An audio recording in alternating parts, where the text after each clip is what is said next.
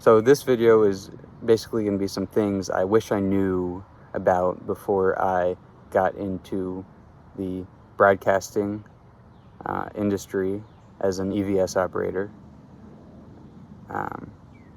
But I didn't know at the time. So I'm just going to try to share some things that I wish I could tell my past self about being a professional EVS operator, specifically within the sports broadcasting part of it. So if you have no idea what I'm talking about, I don't blame you. I only knew about replay operation starting less than 2 years ago. I've only been doing this for about less than 2 years. I'm gonna attempt to have a brief explanation of what this is. There's another video on my channel where I go more in depth, but this is just gonna be a basic overview. All right, so this is a EVS machine. As you can see, this is actually a Cheerios box, but for all intents and purposes for this video, this is an EVS machine, okay? These take in video, they take in cameras, and you can mix and match specific points in time on these cameras into packages, playlists. You can play them back at whatever speed using this thing, T-bar. You can do it at whatever percent you want. You can go back in time with this thing. These are all your clips. It's more complicated, but this is basically what I do. I make packages, highlight packages, and I do replays live. All right, the first thing I think is important to internalize as an EVS operator who's trying to climb their way up to the professional space is that your mindset should be perfectionist. You should be able to do everything exactly how you want to do it. And the reason behind this is that working with a replay machine is relatively easy. I know it's not at first, but it's like playing a video game or driving a car. You should be able to do it without making a single mistake. There are simple rules that you follow when you're doing replay on a machine. Don't play it back at whatever percent. When they say full speed, go 100%. If there's a close play, slow it down a bunch.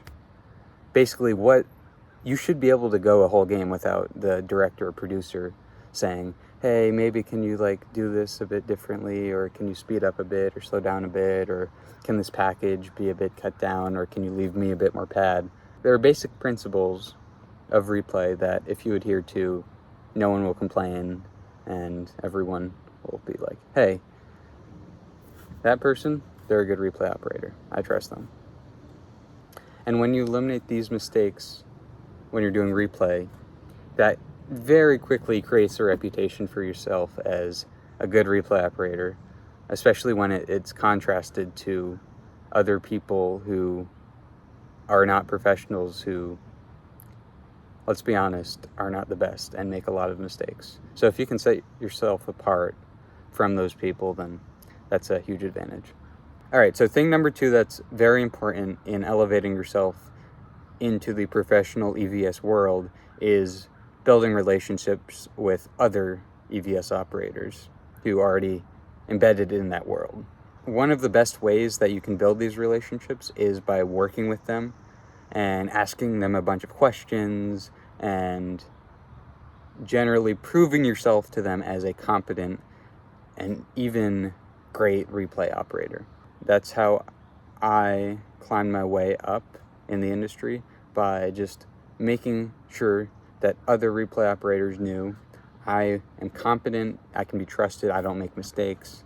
And the eventual goal of all of this is for them to offer up one of their shifts to me that they need to be covered because they have some other obligation or they got sick or whatever.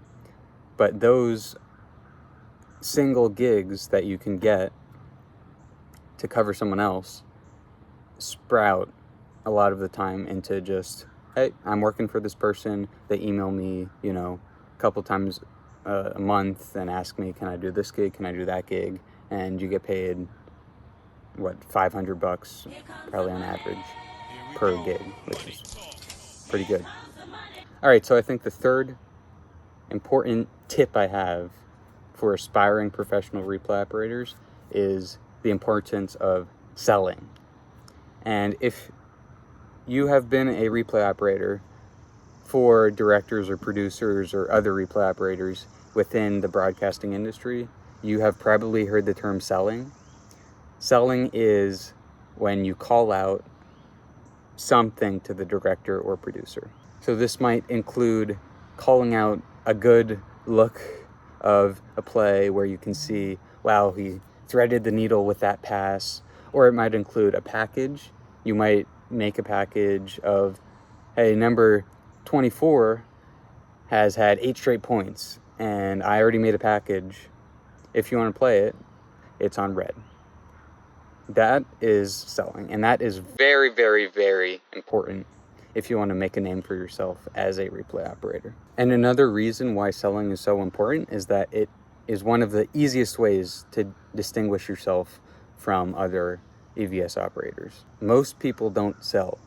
They try their best to queue up whatever the director wants them to queue up. They don't go back by themselves. They don't try to find, hey, I'm gonna check if there's react on this angle. They don't check that. Most people will just listen to what their producers say, go back to wherever, and play it at 70%. So it's a pretty important thing to set yourself apart from other replay operators who do that. All right, so number 4, this is the last one. I didn't realize at the time how different it is being a replay operator as a lead and you have 1 RO versus being an RO on a crew of like 6 replay operators. It's a whole different ballgame. And what I mean by this is that when you're a lead, you're doing a lot of replays live. You have probably the best angles, and you're responsible for doing all the playlists, right? That's what lead is.